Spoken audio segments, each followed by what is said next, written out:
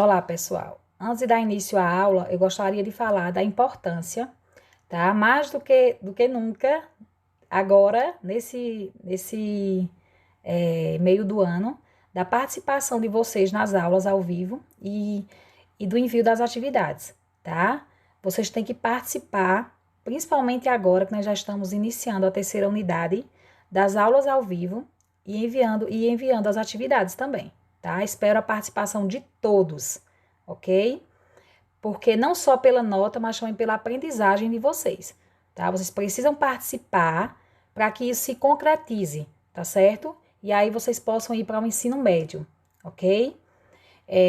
Hoje a prova vai iniciar o gênero artigo de opinião, tá? Assim como a gente trabalhou notícia, poema, conto, agora nós vamos começar um outro gênero chamado artigo de opinião. O artigo de opinião é um gênero em que o autor ele vem colocar sua opinião sobre um determinado tema, tá? Quando nós produzimos um artigo de opinião, nós estamos colocando nossa opinião baseada em argumentos para defender um ponto de vista sobre um determinado tema. E para a gente conseguir convencer o outro que nós estamos certos sobre o que nós estamos falando, nós precisamos conhecer o tema, tá? Conhecer, é por isso que é tão importante assistir a jornais, estar sempre muito bem informado, através da leitura, assistindo a jornais, é muito importante, porque você vai estar sempre informado sobre diversos temas e assim poder se colocar diante de uma discussão, tá? Se colocar, dar sua opinião e usar argumentos para convencer o outro de que você está certo sobre aquilo que você está falando, tá certo? Então, vamos lá. O que é um artigo de opinião? É um texto opinativo, né, em que alguém vem dar uma opinião de cunho argumentativo. O que é isso? É onde você vai dar a sua opinião e vai usar argumentos para defender essa opinião, para defender esse ponto de vista, tá? Você tem que usar argumentos, senão você não vai conseguir convencer o outro.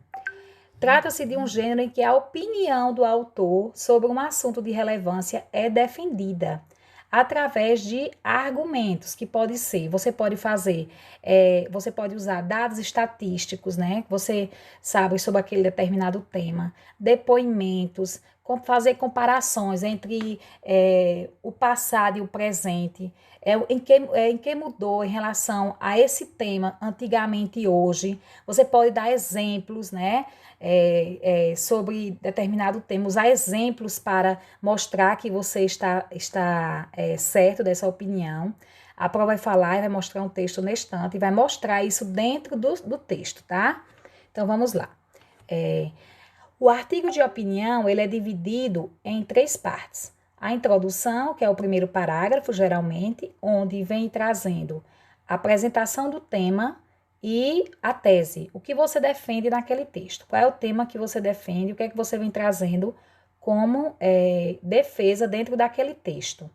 O desenvolvimento, né, que é onde você vai usar os argumentos sobre aquilo, para defender aquilo que você está opinando, seja um dado estatístico, né, exemplos, usar a fala de alguém que é uma pessoa entendida daquele assunto.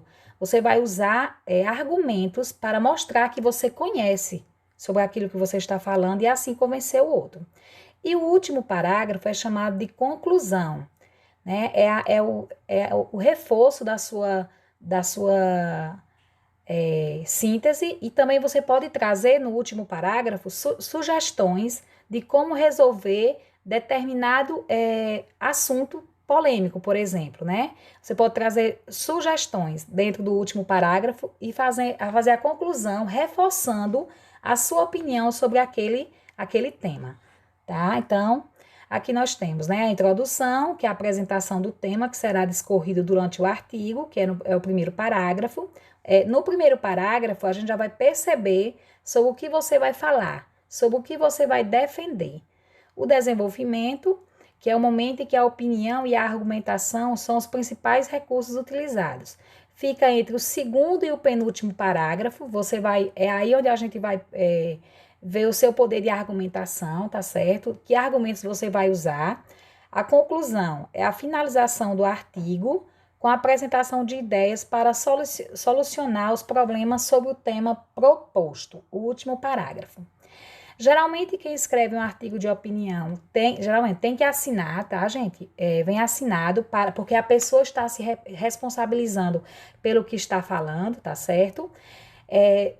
A gente vê esse gênero, artigo de opinião, ele é veiculado, ele aparece em jornais, em revistas, em sites, tá? Em blogs. E aí ele geralmente ele apresenta um tema polêmico que é da sociedade e o título já vem provocando essa polêmica. E muitas vezes, pelo título, a gente já percebe a opinião do autor. O que é que o autor, qual é a opinião dele sobre aquele tema? Muitas vezes a gente já percebe pelo título qual é a opinião.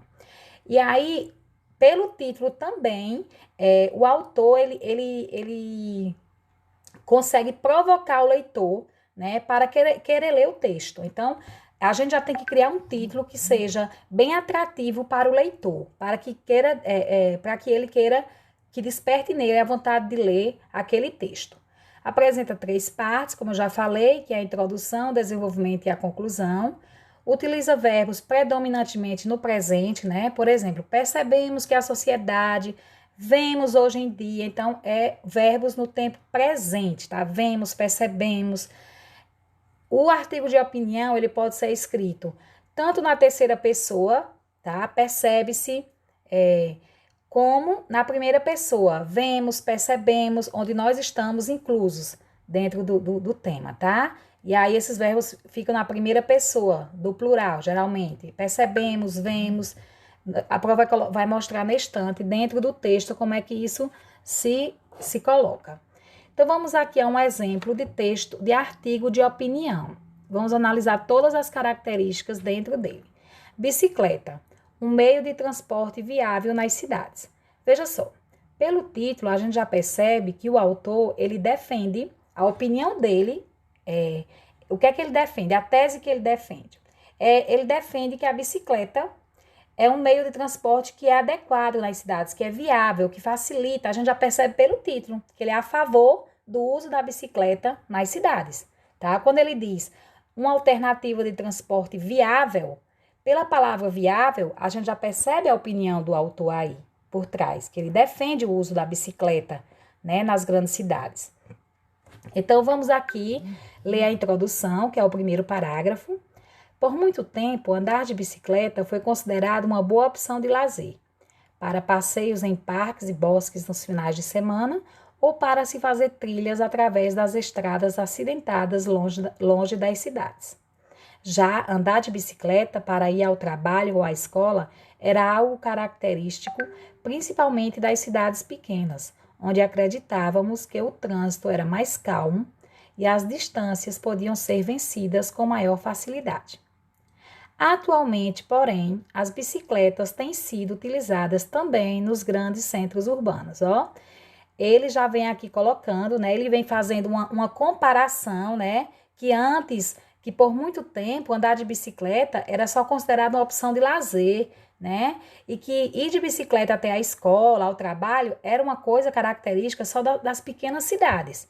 Aí ele faz essa comparação com agora, que agora não, agora já nas grandes cidades também já estão sendo utilizadas, tanto para ir ao trabalho como à escola. Então, ele faz essa comparação entre o antes e o depois, né? Entre o antes e o agora. E aí, a gente vai percebendo que ele vai falar sobre isso, sobre essa temática, né? Do uso da bicicleta nos grandes centros urbanos. E a gente vai perceber, já deu para perceber que ele é a favor do uso da bicicleta nas grandes cidades.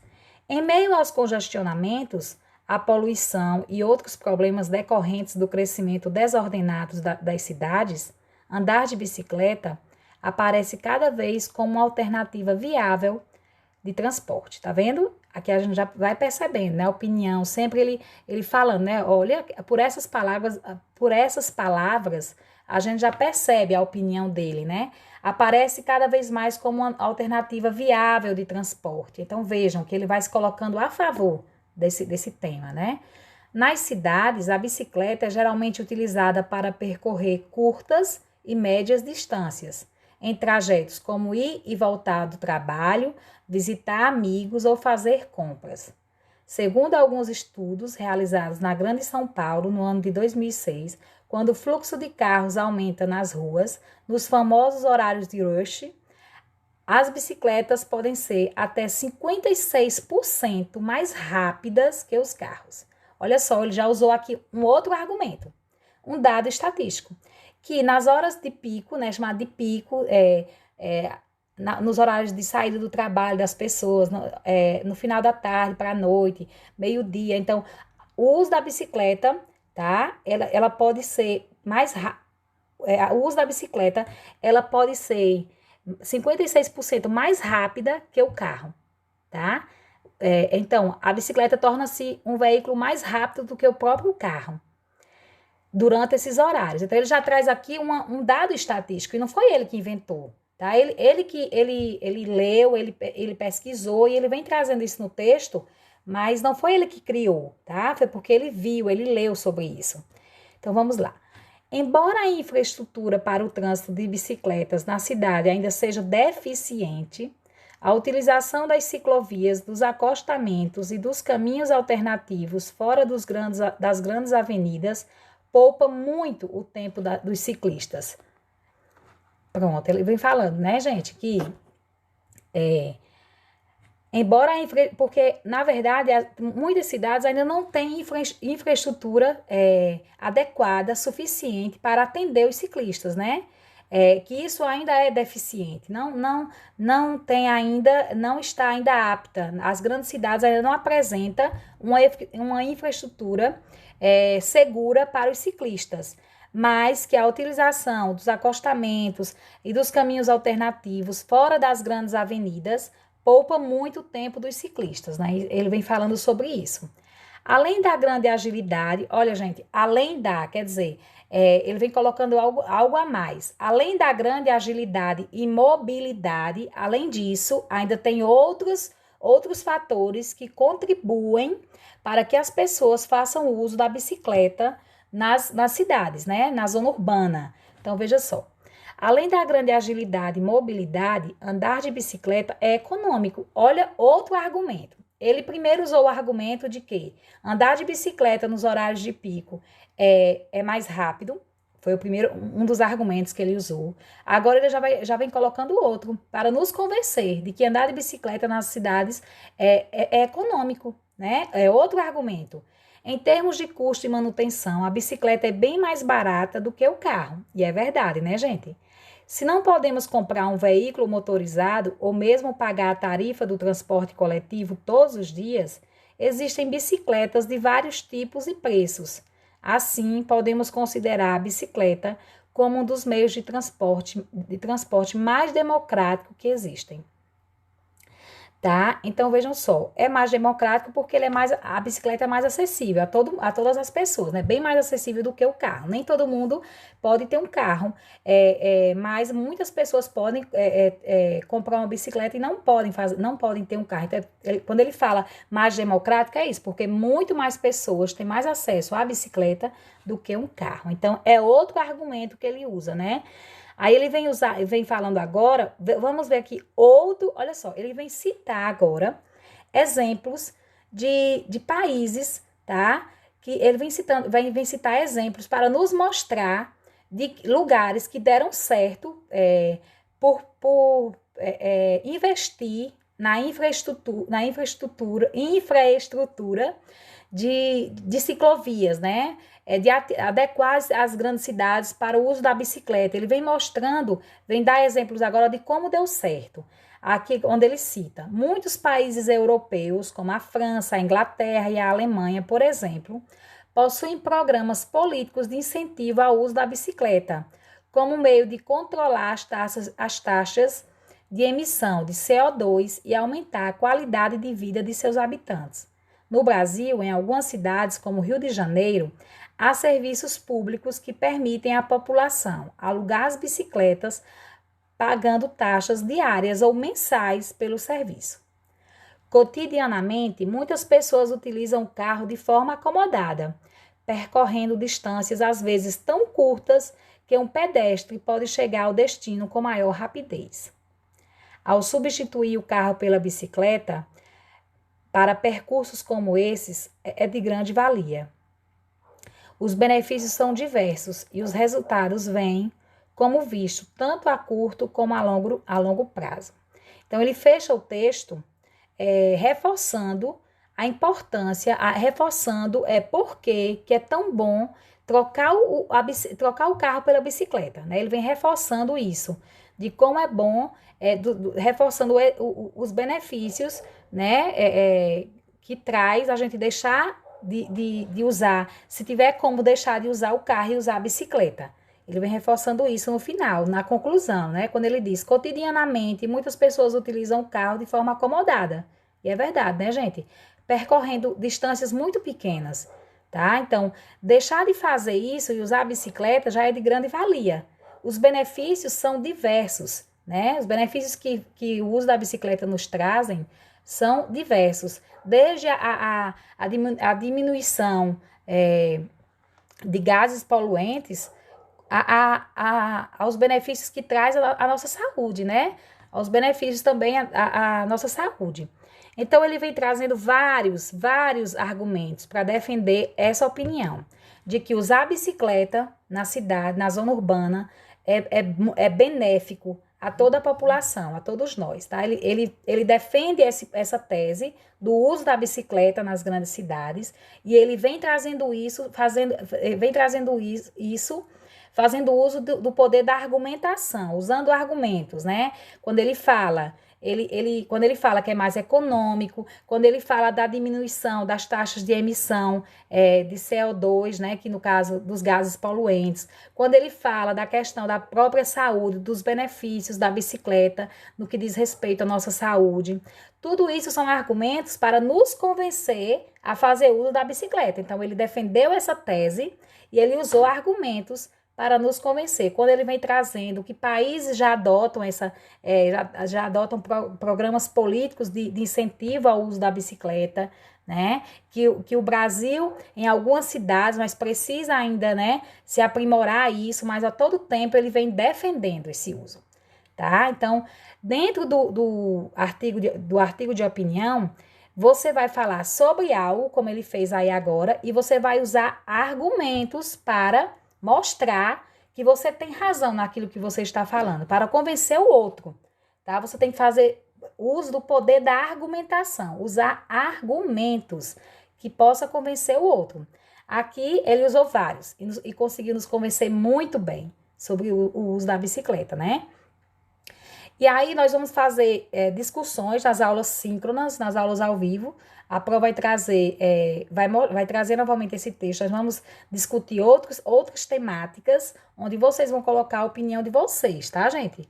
Vou colocar e vou falar sobre outros temas, colocando a opinião e usando argumentos para falar sobre esses temas, tá certo? Então, gente, depois disso vocês vão responder essas questões. Qual a tese defendida pelo autor do texto? O que é que ele defende no texto, tá? Qual é o assunto que ele defende? Tese é o que ele defende, a opinião sobre o quê? O que é que ele defende dentro desse texto? Que assunto é que ele fala e que ele defende, tá? Que argumentos, número 2, que argumentos ele usou para defender a tese? Que argumentos ele usou para nos mostrar que ele tem razão, que a opinião dele está certa, tá? 3, você concorda com o autor do texto? Ele conseguiu convencer você em relação ao tema? Quanto à estrutura, quais as partes que compõem o artigo de opinião? Quais as partes? Lembram as 3 partes lá do artigo de opinião? Primeiro parágrafo, onde o autor vem colocar, ele já apresenta o tema e já mostra qual é a tese que ele vai defender, que ele vai ser a favor ou contra, tá? Depois vem o desenvolvimento, que é onde ele vai colocar os argumentos que ele vai usar. Ele vai fazer comparações, ele vai mostrar lugares onde deu certo, falando sobre aquele tema. Ele vai dar exemplos sobre aquele tema e mostrar que ele tem razão para nos convencer. Ele vai usar dados estatísticos, mostrando, trazendo aquele tema em si. Então, é o poder, ele vai usar existem vários tipos de argumentação. Então, ele vai usar dentro do texto o que ele usou, o que ele conseguiu trazer, ele usou o que ele tinha de conhecimento, que é o que é a importância da informação. Como eu já disse, nós temos que estar sempre bem informado para podermos participar das discussões que discorrem no lugar onde a gente vive, no nosso bairro, na nossa cidade, na nossa sociedade. Então, a gente tem que debater temas e tem que debater estando incumbidos de argumentos, tá? E para a gente ter argumentos, a gente tem que estar sempre muito bem informado. Por isso, o grande poder da leitura e de assistir a jornais, tá? A documentários, a bons filmes. Por isso, o grande poder de tudo isso. A gente tem que fazer uso de tudo isso para sempre ter o conhecimento nas nossas mãos. Ler livros, assistir a jornais, assistir a bons filmes, tá? Isso é muito importante para abrir a nossa mente e estarmos cada vez mais informados. Um grande abraço, gente, e até a nossa próxima aula.